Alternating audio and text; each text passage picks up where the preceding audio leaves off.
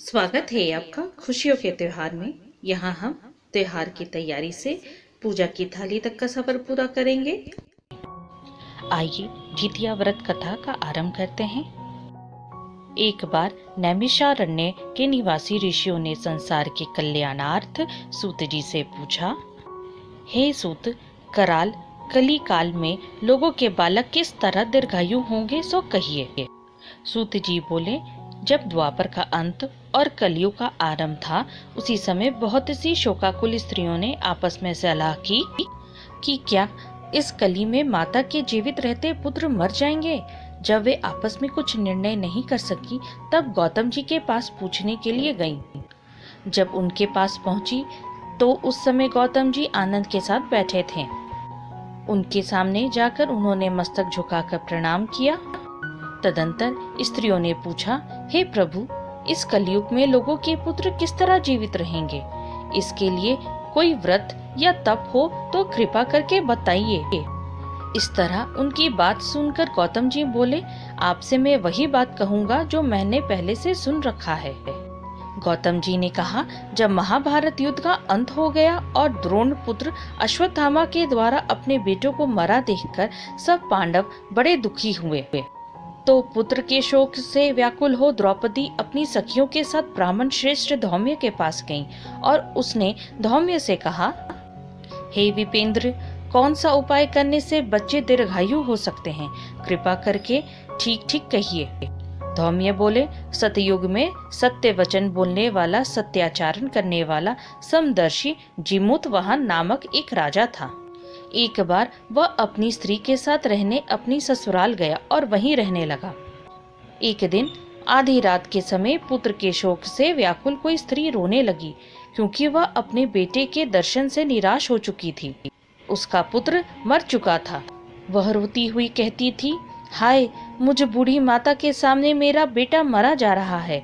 उसका रुदन सुनकर राजा जिमुतवाहन का तो मानो हृदय विदीर्ण हो गया।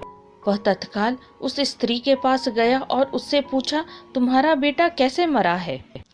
बूढ़ी ने कहा, गरुड़ प्रतिदिन आकर गांव के लड़कों को खा जाता है। इस पर दयालु राजा ने कहा, माता, अब तुम रो मत, आनंद से बैठो, मैं तुम्हारे बच्चे को बचाने का यत्न करता हूँ। ऐसा कहकर राजा उस स्थान पर गया जहाँ गरुड़ प्रतिदिन आकर मांस खाया करता था। उसी समय गरुड़ भी उस पर टूट पड़ा और मांस खाने लगा। जब अतिशय तेजस्वी गरुड़ ने राजा का बायां अंग खा लिया, तो झटपट राजा ने अपना दाहिना अंग फेरकर गरुड़ के सामने कर दिया। यह देखकर गरुड़ जी ने कहा, तुम कोई देवता हो? कौन हो तुम? मनुष्य तो नहीं जान पड़ते। अच्छा, अपना जन्म और कुल बताओ। पीड़ा से व्याकुल मन वाले राजा ने कहा, हे पक्षीराज, इस तरह के प्रश्न करना व्यर्थ है। तुम अपनी इच्छा भर मेरा मांस खाओ। यह सुनकर गरुड़ रुक गए और बड़े आदर से राजा का जन्म और कुल की बात पूछने लगे। राजा ने कहा, मेरी माता का नाम है शैव्या और मेरे पिता का नाम है शालीवाहन। सूर्यवंश में मेरा जन्म हुआ है और जिमुतवाहन मेरा नाम है। राजा की दयालुता देखकर गरुड़ ने कहा, हे महाभाग, तुम्हारे मन में जो अभिलाषा हो वह वर मांगो। राजा ने कहा, हे पक्षीराज, यदि आप मुझे वर दे रहे हैं तो वर दीजिए कि आपने अब तक जिन प्राणियों को खाया है वह सब जीवित हो जाएं। हे स्वामिन, अब से आप यहाँ बालकों को ना खाएं और ऐसा कोई उपाय करें कि जहाँ जो उत्पन्न हो वे लोग बहुत दिनों तक जीवित रहें। धौम्य ने कहा कि पक्षीराज गरुड़ राजा को वरदान देकर स्वयं अमृत के लिए नागलोक चले। वहां से अमृत लाकर उन्होंने उन मरे मनुष्यों की हड्डियों पर बरसाया। ऐसा करने से सब लोग जीवित हो गए जिनको कि पहले गरुड़ ने खाया था। राजा के त्याग और गरुड़ की कृपा से वहां वालों का बहुत कष्ट दूर हो गया। उस समय राजा के शरीर की शोभा दूनी हो गई थी। राजा की दयालुता देखकर गरुड़ ने फिर कहा, मैं संसार के कल्याणार्थ एक और वरदान दूंगा। आज अश्विन कृष्ण सप्तमी से रहित शुभ अष्टमी तिथि है। आज ही तुमने यहाँ की प्रजा को जीवन दान दिया है। हे वत्स, अब से यह दिन ब्रह्म भाव हो गया है। जो मूर्ति भेद से विविध नामों से विख्यात है, वही त्रैलोक्य से पूजित दुर्गा अमृत प्राप्त करने के अर्थ में जीवित पुत्रिका कहलाई हैं। सो इस तिथि को जो स्त्रियां उस जीवित पुत्रिका की और कुश की आकृति बनाकर तुम्हारी पूजा करेंगी तो दिनों दिन उनका सौभाग्य बढ़ेगा और वंश की भी बढ़ती होती रहेगी। हे महाभाग, इस विषय में विचार करने की भी आवश्यकता नहीं है। हे राजन, सप्तमी से रहित और उद्या तिथि की अष्टमी को व्रत करें, यानी सप्तमी विद्ध अष्टमी जिस दिन हो उस दिन व्रत न कर शुद्ध अष्टमी को व्रत करें और नवमी को पारण करें। यदि इस पर ध्यान न दिया गया तो फल नष्ट हो ही जाएगा और सौभाग्य तो अवश्य नष्ट हो जाएगा। जीमूतवाहन को इस तरह का वरदान देकर गरुड़ वैकुंठ धाम को चले गए और राजा भी अपनी पत्नी के साथ अपने नगर को वापस चले आए। धौम्य द्रौपदी से कहते हैं, हे देवी, मैंने ये अतिशय दुर्लभ व्रत तुमको बतलाया है। इस व्रत को करने से बच्चे दीर्घायु होते हैं। हे देवी, तुमने भी पूर्वोत्तर विधि से यह व्रत और दुर्गा जी का पूजन करो तो तुम्हें अभिलषित फल प्राप्त होगा।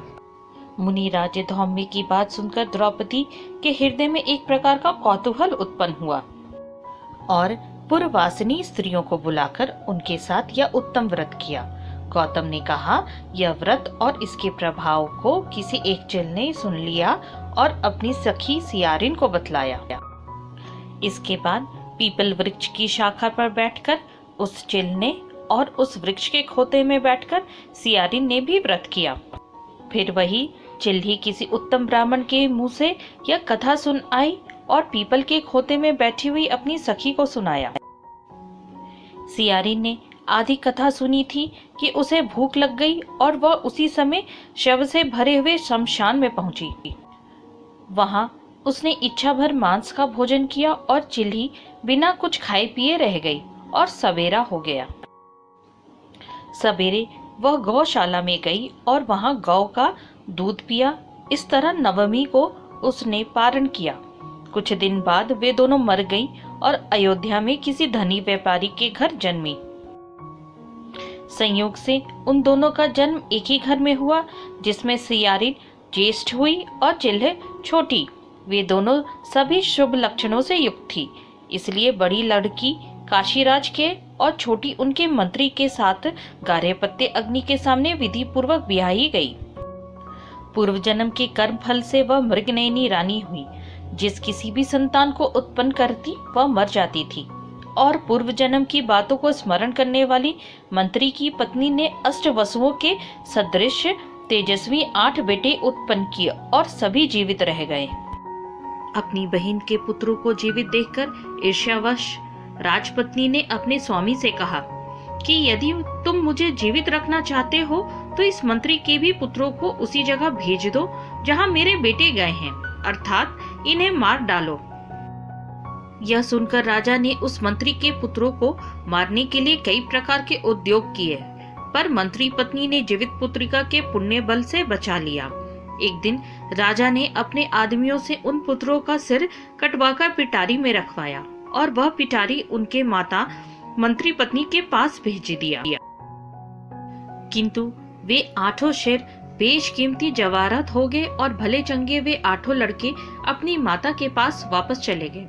उनको जीवित देखकर राजपत्नी को बड़ा विस्मय हुआ।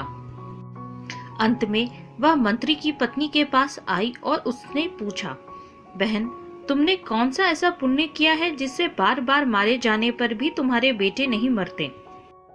इस पर मंत्री की पत्नी ने कहा, पूर्व जन्म में मैं चिल्ही थी और तुम सियारिन। हमने और तुमने साथ साथ जीवित पुत्रिका का व्रत किया था। तुमने व्रत के नियमों का भली भांति पालन नहीं किया था और मैंने किया था।